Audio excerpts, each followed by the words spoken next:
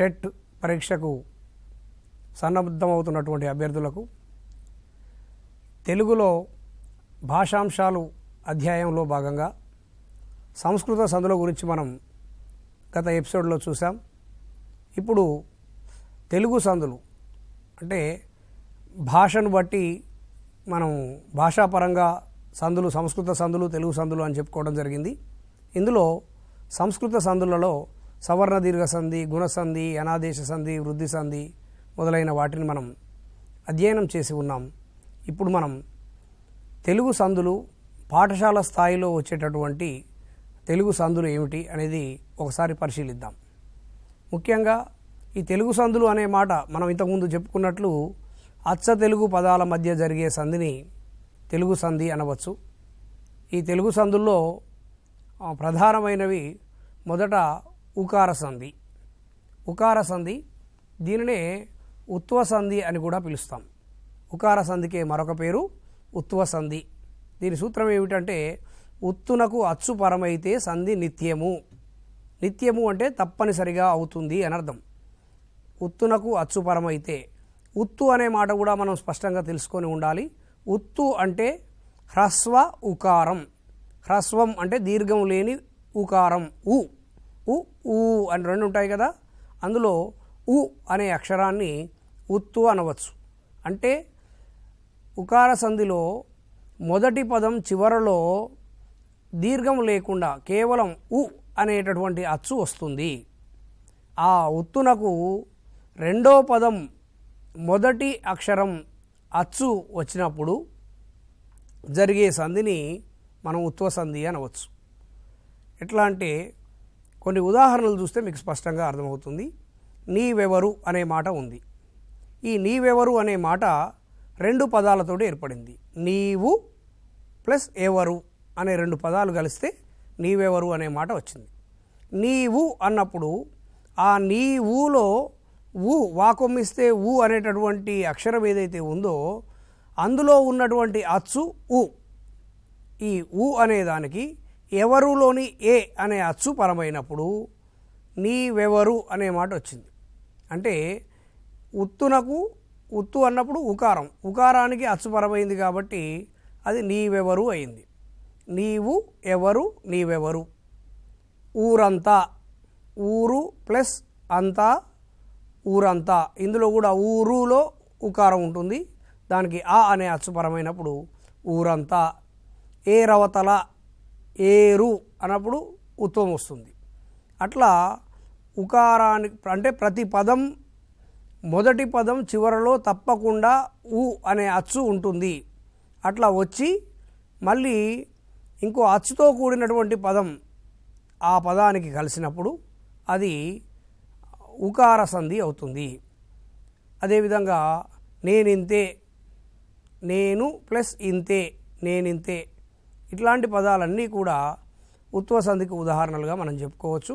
6-7 తరగతులలో ప్రధానంగా ఈ ఉత్వ సంధులు మనకు ఎక్కువగా కనిపిస్తూ ఉంటాయి. తప్పకుండా అభ్యర్థులు ఆ పుస్తకాలను మనం అధ్యయనం చేయాల్సి ఉంటుంది. ఆ ఉత్వ సంధి ఏర్పడే విధానాన్ని మనం మరికొన్ని ఉదాహరణలు ప్రాక్టీస్ చేసినప్పుడు తేలికగా గుర్తించవచ్చు. ఇక ఇందులో తెలుగు సంధుల్లో చెప్పుకోదగ్గ మరొక సంధి ఇత్వ సంధి. దీన్నే ఇకార సంధి అంటున్నాం.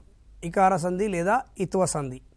ఇందులో ఇత్తునకు అచ్చు పరమైతే సంధి వైకల్పికం. వైకల్పికం అనే పదానికి అర్థం ఏమిటి అంటే కొన్నిసార్లు జరగవచ్చు, కొన్నిసార్లు జరగకపోవచ్చు. వైకల్పికం, వైకల్పికం అంటే కొన్నిసార్లు జరగవచ్చు, కొన్నిసార్లు జరగకపోవచ్చు అని అర్థం. ఇత్తునకు అచ్చు పరమైతే, ఇత్తునకు ఇంతకుముందు ఉత్తు అన్నప్పుడు ఏమనుకున్నాం? హ్రస్వ ఉకారం అంటే దీర్ఘం లేని ఉ, దాన్ని ఉత్తు అంటాం. ఇక్కడ కూడా ఇత్తునకు అన్నప్పుడు ఇత్తు అంటే హ్రస్వ ఇకారం, దీర్ఘం లేనటువంటి ఈ. ఈ అనే దానికి అచ్చుపరమైనప్పుడు అది సంధి జరుగుతుంది. దీన్ని ఇకార సంధి అంటాం. ఎట్లా అంటే మరేమి అనే పదం ఉంది. మరేమి, మరి ప్లస్ ఏమి, మరేమి అంటే అందులో మరిలో ఈ ఉంది. ఈ అనేదానికి అచ్చు ఏ పరమైంది. మరి మన స్క్రీన్ మీద చూడండి. మరి ఏమిలో రీలో ఈ ఉంది కదా, ఆ ఈ అనే దానికి ఏ పరమైనప్పుడు మరేమి అనే పదం వచ్చింది. అతనికిచ్చాను, అతనికి ఇచ్చాను, ఈ రెండు పదాలు కలిసినప్పుడు అతనికి ఇచ్చాను. ఇది ఏమిటి, ఇదేమిటి, వారి ఇల్లు, వారిల్లు, ఇట్లాంటి పదాలన్నీ కూడా ఇత్వ సంధిలోనికి వస్తాయి. ఉత్వ సంధిలో మొదటి పదం చివర ఊ ఉంటుంది, ఇత్వ సంధిలో మాత్రం మొదటి పదం చివర ఈ ఉంటుంది. ఇది అభ్యర్థులు గుర్తుపెట్టుకోవాలి. దీని తర్వాత వచ్చేసి ఈ వైకల్పికం కూడా మీరు బాగా గుర్తుపెట్టుకోవాలి. ఎందుకంటే కొన్నిసార్లు సంధి జరగవచ్చు, కొన్నిసార్లు జరగకపోవచ్చు అని చెప్పాను.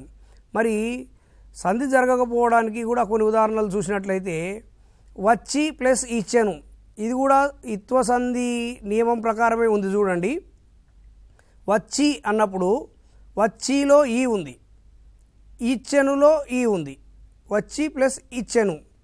మరి ఈకారానికి అచ్చుపరమైంది, ఇత్తునకు అచ్చుపరమైంది. కానీ సంధి వచ్చిచ్చెను అని పలకం, దాన్ని వచ్చి ఇచ్చెను అని వచ్చింది. అంటే సంధి జరగకుండా యా అనేది ఎడాగమం వచ్చింది. కాబట్టి అంటే ఇక్కడ సంధి జరగలేదు. అంటే అది ఇకార సంధి అయినప్పటికీ కొన్నిసార్లు కొన్ని పదాలకు సంధి జరుగుతుంది, కొన్నిసార్లు జరగదు. తిని ప్లస్ ఏగెను, తిని ప్లస్ ఏగెను, తిని ఏగెను అనే రాయాలి, తినేగెను అని రాయరు. తిని ప్లస్ ఏగెను, తిని ఏగెను, ఇక్కడ కూడా సంధి జరగలేదు. సంధి జరగని చోట ఎడాగమం వస్తుంది. అదేవిధంగా విని ప్లస్ అప్పుడు, విని అప్పుడు, విని ప్లస్ అప్పుడు, విని అప్పుడు, ఇక్కడ కూడా సంధి జరగలేదు. ఇట్లా ఇత్తునకు అచ్చుపరమైనప్పుడు సంధి వైకల్పికంగా వస్తుంది. అంటే కొన్నిసార్లు సంధి జరుగుతుంది, కొన్నిసార్లు జరగకపోవచ్చు. ఇక అత్వసంధి లేదా అకార సంధి. అత్వసంధి, ఈ ఇత్వసంధిలోనేమో మొదటి పదం చివర ఈ ఉంటుంది. ఇప్పుడు ఈ అత్వసంధిలో అత్తునకు సంధి బహుళము అనేది సూత్రం. అత్తునకు సంధి బహుళము. బహుళము అంటే అనేక విధాలుగా జరుగుతుంది అని అర్థం. మరి అత్తు అంటే ఏమిటి? హ్రస్వమైన అకారాన్ని అత్తు అంటాం. అంటే మొదటి ఆ అక్షరాన్ని అత్తు అంటాం. అంటే మొదటి పదం చివర తప్పకుండా చివర ఉన్న అక్షరంలో ఆ అనే అచ్చు ఉంటుంది. హ్రస్వమైన ఆకారాన్ని మనం అత్తు అంటాం. అదేవిధంగా ఈ బహుళము అన్నప్పుడు ఏంటంటే కొన్నిసార్లు ఏమో తప్పనిసరిగా జరుగుతుంది, కొన్నిసార్లు అసలు సంధి జరగదు, కొన్నిసార్లు వేరే విధంగా జరిగే అవకాశం ఉంది, మరికొన్నిసార్లు జరగవచ్చు, జరగకపోవచ్చు. అంటే బహుళము అనే దాంట్లో 4 అంశాలు ఉంటాయి. నిత్యంగా జరగవచ్చు, వైకల్పికంగా జరగవచ్చు, జరగకపోవచ్చు, అసలు సంధి జరగని పదాలు కూడా ఉంటాయి. అట్లాంటి వాటిని నిషిద్ధం అంటాం. అన్యవిధము అంటే మరో రకంగా సంధి జరగడం అనేటటువంటిది అన్యవిధం. ఇట్లాంటి 4 రకాలుగా మనకు అత్వసంధి కనిపిస్తూ ఉంటుంది. ఉదాహరణకు చూడండి, రామ అయ్య కలిపినప్పుడు ఖచ్చితంగా రామయ్య అవుతుంది. అందులో రామాలో ఆ ఉంది, అయ్యాలో ఆ ఉంది. ఆ అత్తునకు అక్కడ అచ్చు కలిసినప్పుడు రామయ్య అయింది. సీత అక్క, సీతక్క. ఇట్లా నాయన అమ్మ, నాయనమ్మ, మేన అత్త, మేనత్త. ఈ మేనత్త కాడ గమనించండి, మేన అత్త మేనత్త కావచ్చు, మేనయత్త అని రాసినా దోషం కాదు. అంటే ఇది వైకల్పికం. ఒకసారి సంధి జరుగుతుంది, మరొకసారి జరగదు. అది మేనయత్త. ఈ అమ్మ ప్లస్ ఇచ్చెను, అమ్మ ఇచ్చెను అంటాం. ఇది అమ్మ ఇచ్చెను అనకూడదు.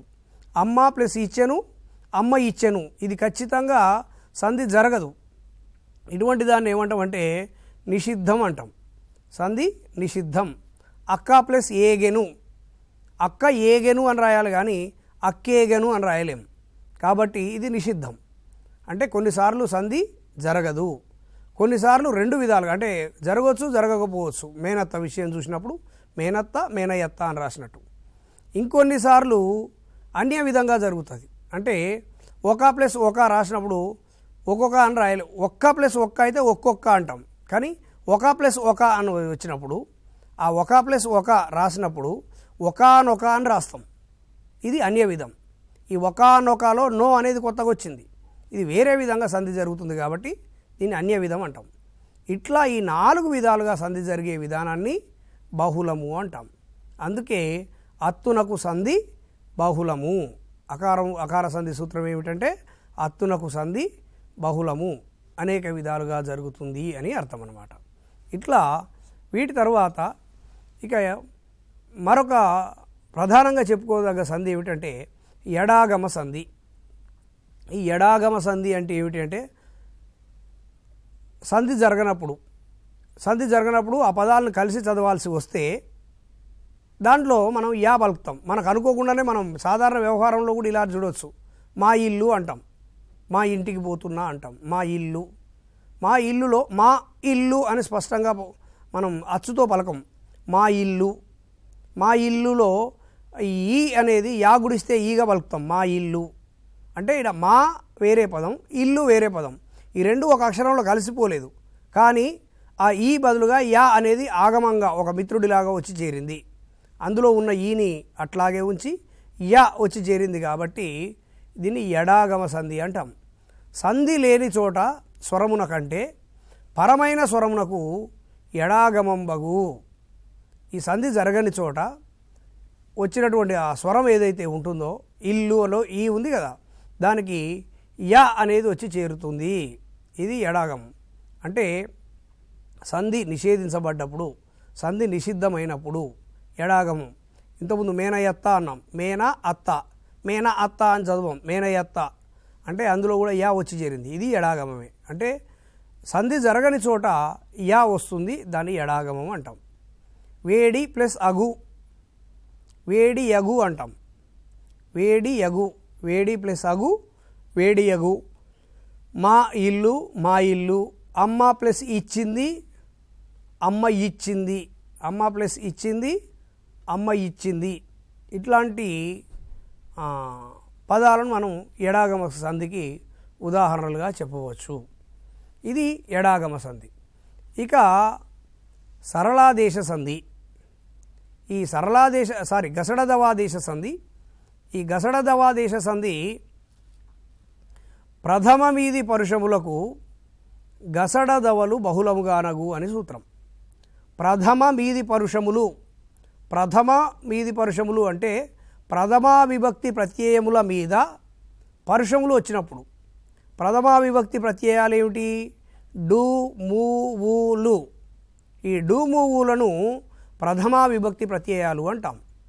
ఈ మొదటి పదం చివరిలో డు, ము, ఊలు వచ్చి వాటికి పరుషములు, సరళాలు, పరుషాలు ఇవన్నీ మనం వ్యాకరణం అంటే మనం వర్ణమాలలో భాగంగా నేర్చుకుంటాం.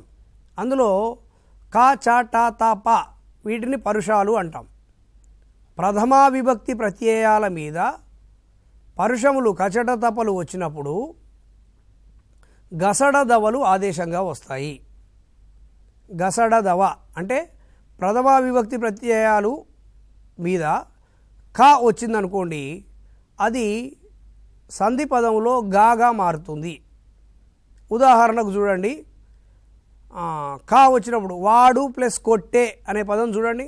వాడు ప్లస్ కొట్టే కలిపినప్పుడు ఏమవుతుంది? వాడు గొట్టే అంటే కో కాస్త గోగా మారింది. కా అనేదేమో పరుషం, గా అనేది ఆ గసడ దవల్లో గా అనుకున్నాం కదా, గా. వాడు ప్లస్ కొట్టే, వాడు గొట్టే. నెక్స్ట్ ఇట్లా ఏమి ప్లస్ చేతు, ఏమి సేతు, ఏమి ప్లస్ చేతు, ఏమి సేతు. ఈ చే కాస్త సాగా మారిపోవడం. బాలుడు ప్లస్ టక్కరి, బాలుడు డక్కరి అంటే టా అనేది కా, చా, టా అని ఉంటాం కదా, టాని మనం గసడదవాదేశ సంధిగా మారినప్పుడు అది డాగా మారుతుంది, గా, సా, డాగా మారుతుంది. కా బదులు గా వచ్చింది, చా బదులు సా వచ్చింది, టా బదులు డా వస్తుంది. అదేవిధంగా తా బదులు దా వస్తుంది. చూడండి, వాడు ప్లస్ తిట్టే, వాడు ప్లస్ తిట్టే, వాడు దిట్టే. తి అనే తా అనేది ఉంది కదా, అది దిట్టే అంటే దాగా మారింది. అట్లా వాడు ప్లస్ తిట్టే, వాడు దిట్టే. పండు ప్లస్ పండెను, పండు ప్లస్ పండెను, పండు వండెను అంటాం. పండు వండెను అంటే ఆ పా బదులు వా వచ్చింది. గా సా డా దా వా, కా చా టా తా పా, ఆ పా బదులుగా ఇక్కడ వా వచ్చిందనమాట. ఇట్లా వరుసగా కా చా టా తా పా అనే అక్షరాలకు బదులుగా సంధి పదంలో గా సా డా దా వా అనే పదాలు వస్తాయి. ఎప్పుడు ప్రథమ విభక్తి ప్రత్యయాలు వచ్చినప్పుడు. ఇప్పుడు మొదటిది చూడండి మీరు, వాడులో డు ఉంది, బాలుడులో డు ఉంది, రాము ప్లస్ చేసెను రాము చేసెను అందులో మూ ఉంది, డు మూ. ఇట్లా ప్రతి చోట అంటే ఇవి మొదటి డూము ఊలు వచ్చినప్పుడు తప్పకుండా గసడ దవలు వస్తాయి అని చెప్పేది ఈ గసడ దవాదేశ సంధి. ఇక సరళాదేశ సంధి, ఇది కూడా కాస్త ముఖ్యమైనటువంటిది, గుర్తుపెట్టుకోవాలి. దీనికి ధృత ప్రకృతిక సంధి అని మరొక పేరు కూడా ఉంది. సరళాదేశ సంధికి మరొక పేరు ధృత ప్రకృతిక సంధి అంటాం. ధృతమునకు పరుషములు పరమైనప్పుడు సరళములు ఆదేశమగును. అసలు ధృతం అంటే ఏమిటి, ధృత ప్రకృతికం అంటే ఏమిటి, ఇవి మనకు తెలియాల్సినటువంటి అంశాలు. ధృతం అంటే నకార పొల్లును ధృతం అంటాం. చేసెన్, చూసెన్ అని వస్తుంది కదా, ఇది ధృతం. నకార పొల్లును ధృతం అంటాం. నకారానికి ధృతం అని పేరు. మరి ఈ ధృతాన్ని చివరగా కలిగి ఉన్న పదం అనేది ధృతం. చేసెన్ అన్నాను, అది ఆ ధృతాన్ని కలిగి ఉన్న పదం, దాన్ని ధృత ప్రకృతికం అనాలి. నకార పొల్లేమో ధృతం, ఆ ధృతం కలిగి ఉన్న పదం ధృత ప్రకృతికం. అనేది ధృతం. చేసెన్ అన్నప్పుడు అది ధృత ప్రకృతికం. మొత్తం పదం కలిపితే ధృత ప్రకృతికం అవుతుంది. అట్లా ధృతం కలిగిన పదాలు ధృత ప్రకృతికాలు. ఉదాహరణకు చూడండి, తోచన్ ప్లస్ చుక్కలు, తోచన్ ప్లస్ చుక్కలు, తోచె జుక్కలు అని రాస్తాం. అందులో ఒక అరసున్నా వస్తుంది, అరసున్నా ఉంటుంది. మీరు చాలాసార్లు పుస్తకం చదివేటప్పుడు మీకు ఈ అనుమానం కూడా వచ్చి ఉండొచ్చు, ఈ అరసున్నాలు ఏమిటి, వీటిని ఎట్లా చదవాలి అని కూడా ఆ సందేహం వచ్చి ఉండొచ్చు. ఈ అరసున్నాలు ఇట్లాంటి సరళాదేశ సంధి వచ్చిన చోట తప్పకుండా అరసున్నా వస్తుంది. అంటే అక్కడ మనం ఇది మీకు ప్రధానంగా ఇంకెక్కడ ఉపయోగపడుతుందంటే, ఈ సరళాదేశ సంధి పరిజ్ఞానం మనకు ఎక్కడ పనికి వస్తుందంటే, అపరిచిత పద్యం ఇచ్చినప్పుడు కూడా, అపరిచిత పద్యం ఇచ్చినప్పుడు వానింజూపి అనే పదం వచ్చింది అనుకుందాం. వాని సున్నా పెట్టి జూపి అని వస్తుంది. వాని చదివేటప్పుడు మనం ఎట్లా చదువుకోవాలని, వానిన్ చూపి అని చదువుకోవాలి. జూ అనేది చూగా మారుతుంది. అంటే మనకు తేలికగా అర్థం కావడానికి ఆ పద విరుపులకు ఇది పనికి వస్తుంది అనమాట. తోచన్ జుక్కలు, తోచె జుక్కలు అంటే మనకు అర్థం కాదు, ఈ జుక్కలు ఏమిటి అనుకుంటాం. దాన్ని విడదీసి చదివినప్పుడు తోచన్ చుక్కలు అని చదువుకున్నప్పుడు అర్థమవుతుంది. అంటే ఇట్లా తోచె జుక్కలు, వచ్చన్ తల్లి, దీన్ని కలిపి రాస్తే వచ్చే అరసున్నా పెట్టి దల్లి అని రాయొచ్చు, లేదా వచ్చన్ దల్లి అని కూడా రాయొచ్చు. మరి ఏంది రెండు రకాలుగా వస్తుంది అంటే, ఆ సూత్రం మరొక్కసారి చూడండి. ఆదేశ స్వరమునకు ముందున్న ధృతమునకు బిందు సంశ్లేషలు విభాషగా వస్తాయి. ఈ సంధి సూత్రాలు కాస్త టెక్నికల్గా ఏందో క్లిష్టంగా ఉన్నట్టు అనిపిస్తాయి, కానీ అర్థం చేసుకుంటే చాలా తేలికగానే ఉంటాయి. ఆదేశ స్వరమునకు, ఆదేశం అంటే స్వరం, ఆదేశం అంటే ఏంది, మనం అనుకున్నాం సంధి జరిగినప్పుడు ఒక అక్షరం అదనంగా అంటే ఒక శత్రువులాగా వచ్చి చేరుతుంది అనుకున్నాం. ఇప్పుడు తోచెన్ చుక్కలు అన్నప్పుడు ఆడ చాను తొలగించి జా వచ్చి చేరింది, అందుకే ఇది సరళ ఆదేశ సంధి అన్నాం. ఆదేశం అంటే ఏమిటో మనం అంతకుముందు క్లాసులో నేర్చుకున్నాం. ఆదేశం అంటే రెండు పదాలు సంధి జరిగినప్పుడు ఒక అక్షరాన్ని తొలగించి మరొక అక్షరం శత్రువులా వచ్చి చేరితే ఆదేశం అనుకున్నాం. ఇక్కడ తోచన్ చుక్కలు, దీన్ని కలిపినప్పుడు తోచన్ జుక్కలు అయింది, అంటే చూ తొలగించి జూ వచ్చింది. ఇది ఆదేశ స్వరం. ఈ ఆదేశ స్వరమునకు ముందున్న ధృతమునకు, దానికంటే ముందేముంది, ధృతం అనే ధృతం ఉంది. ఆ ధృతమునకు బదులుగా ఏమవుతుందట, అరసున్నా కానీ బిందు సంశ్లేషలు విభాషగానగు అన్నాడు. బిందువు అంటే సున్నా, సున్నాలో సున్నా కావచ్చు, అర సున్నా కావచ్చు, అర్ధ బిందువు కానీ పూర్ణ బిందువు కానీ, సున్నా లేదా అర సున్నా లేదా సంశ్లేష. సంశ్లేష అన్నప్పుడు కలిపి కూడా రాయొచ్చు. అంటే రెండు పదాలు కలిసినప్పుడు రెండు అక్షరాలు ఒక అక్షరంలో కలిసిపోయి సంయుక్త అక్షరంగా ఏర్పడితే దాన్ని సంశ్లేష అంటాం. దీనికి ఉదాహరణ ఇప్పుడు మనం గమనించితే పూచన్ ప్లస్ కలువలు అనే పదం తీసుకుందాం. దీన్ని 3 రకాలుగా రాయొచ్చు. పూచన్ గలువలు, పూచన్ ప్లస్ కలువలు, పూచంగలువలు అని రాయొచ్చు. అంటే నిండు సున్నాతో రాయొచ్చు. పూచే గలువలు అని రాయొచ్చు. పూచే అని రాసి అరసున్నా పెట్టి గలువలు అని రాయొచ్చు. పూచే గలువలు. ఇంకోటి చూడండి చివరిలో ఉంది పూచన్ గలువలు. పూచన్ గలువలు అన్నకాడ నాకు గావత్తు వచ్చింది చూడండి, దాన్ని సంశ్లేష అంటాం. నాకు గావత్తు వచ్చిన సంయుక్తాక్షరం ఏదైతే ఉందో 2 పదాలు కలిపినప్పుడు ఏర్పడే సంయుక్తాక్షరాలని సంశ్లేష అంటాం. ఇట్లా ధృత ప్రకృతికం మీద పరుషాలు పరమైనప్పుడు అవి సరళాలుగా మారుతాయి. ఆ సరళాల కంటే ముందు బిందువు అర్ధ బిందువు కానీ పూర్ణ బిందువు కానీ లేదా సంశ్లేషాక్షరం కానీ వస్తుంది అనేది ఈ సూత్రం. ఓకే, మీరు గమనిస్తే పూచన్ కలువలు అన్నప్పుడు పూచన్ నకార పొలుతో కూడిన అక్షరం వచ్చింది. దానికి కలువల్లోని కచట తపలు అంటే మన పరుషాల్లోని కా వచ్చింది. కలిపినప్పుడు చూడండి ఆ కా కాస్త గాగా మారింది. పరుషములు పరమైనప్పుడు సరళములు వస్తాయి అనుకున్నా కదా, గా అయింది. దానికంటే ముందు ఆ ఆదేశ సరళానికంటే ముందు ఏముంది, ఆ బిందు సంశ్లేష రావాలనుకున్నాం. అంటే బిందువు అంటే అర్ధ బిందువు కానీ పూర్ణ బిందువు కానీ, సున్నా కానీ అరసున్నా కానీ. పూచంగలువలు, పూచె గలువలు ఈ 2 చోట్ల సున్నా అరసున్నా వస్తాయి. లేదా పూచంగలువలు అని నాకు గావొత్తిచ్చి దాన్ని సంశ్లేషాక్షరంగా కూడా రాయొచ్చు. ఇవి కూడా కొన్ని పదాలు మనం ప్రాక్టీస్ చేస్తే చాలా తేలికగా ఉంటుంది. ఇది ధృత ప్రకృతిక సంధికి మనం చెప్పుకుంటాం. ఇందులో ప్రశ్నలు అడిగే విధానం కూడా గమనించండి. సంధిని డైరెక్టు అసలు సరళాదేశ సంధికి మరొక పేరేమిటి అని అడగవచ్చు. లేదా ఈ సంధి సూత్రాన్ని ఆదేశ స్వరములకు ముందున్న ధృతములకు బిందు సంశ్లేషణలు విభాషగా వచ్చే సంధి ఏది అని అడగవచ్చు. లేదా ఒక పదం ఇచ్చి ఈ పదం ఏ సంధి అని అడగవచ్చు. 2 పదాలు ఇచ్చి దాన్ని సంధిగా కలపమని అడగవచ్చు. ఈ రకంగా ప్రశ్నలు వచ్చే అవకాశం ఉంటుంది. ఇక రుగాగమ సంధి. ఈ రుగాగమ సంధి చాలా తేలికగా ఉంటుంది. గమనించండి, పేదాది శబ్దములకు ఆలు శబ్దము పరమైనప్పుడు రుగాగమం అవుతుంది. పేదాది శబ్దములకు ఆలు శబ్దము పరమైనప్పుడు రుగాగమం అవుతుంది. ఇందులో చూడండి, పేదాది శబ్దాలు అంటే పేద మొదలైన శబ్దాలు అంటే పేద బీద ఏదైనా కావచ్చు. పేద ప్లస్ ఆలు పేదరాలు అయింది.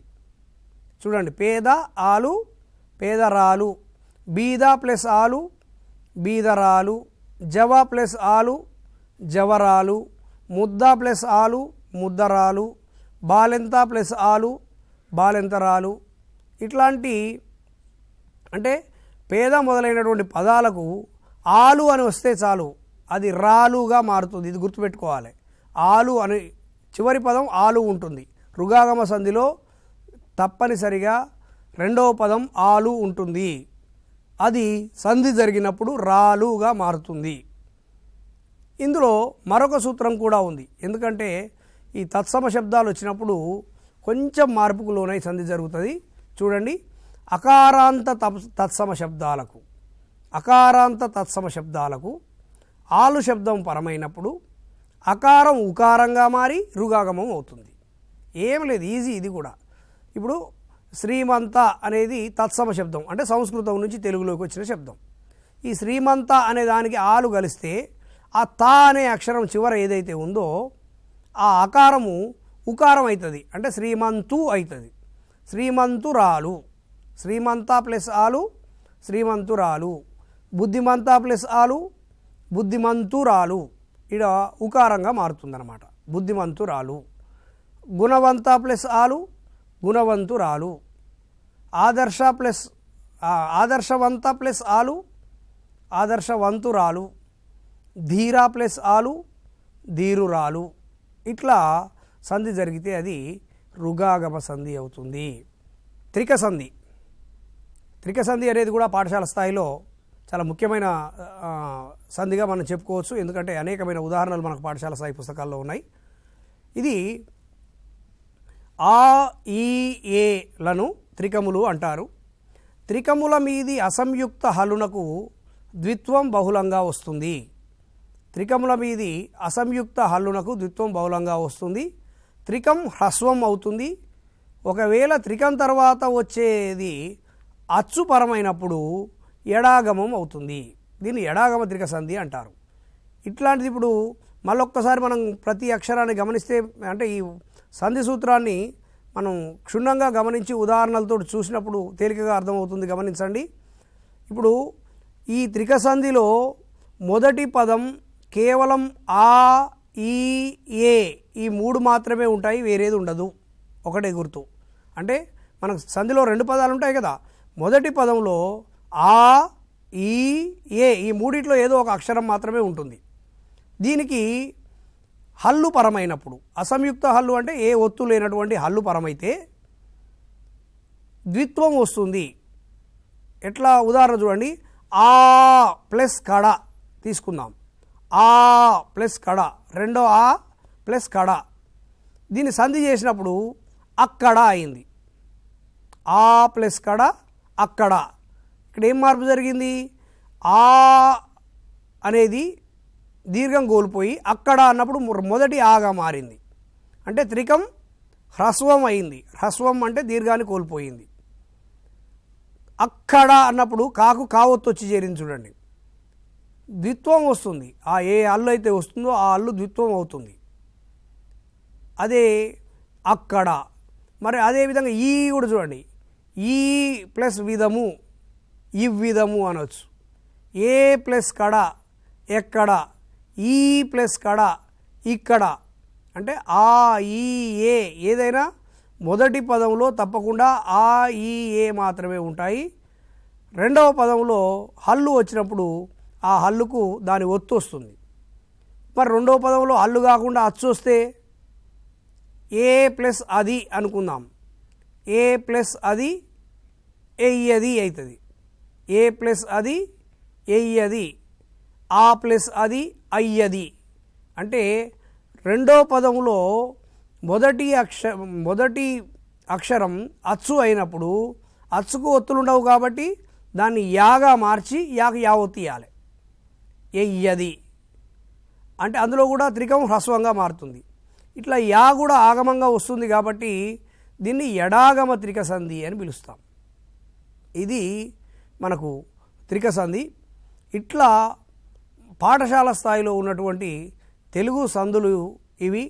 వీటిని అధ్యయనం చేసేటప్పుడు ఆ సంధి జరిగే విధానాన్ని అభ్యర్థులు పూర్తిగా అవగాహన చేసుకోవాలి. దాన్ని బట్టి ఏ పదం ఇచ్చినా కూడా అది ఏ సంధో చెప్పగలిగేటట్టుగా మనం సంసిద్ధం కావాల్సి ఉంటుంది. అంటే పాఠశాల స్థాయిలో ఉన్న పదాలే యథావిధిగా ఇవ్వాలని లేదు. మనకు ఇవి చేయండి అని పాఠం వెనకాల ఇవి చేయండి అనేటటువంటి అభ్యాసాల్లో చివరకు వ్యాకరణాంశాల కింద ఈ సంధులు పరిచయం అనేది జరుగుతుంది. ఆ సంధి పరిచయం ఎట్లా జరిగింది అనేది వాళ్ళ సంధి సూత్రాలను కూడా బాక్సులాగా కట్టి మనకు పాఠ్యపుస్తకాల్లో కనిపిస్తాయి.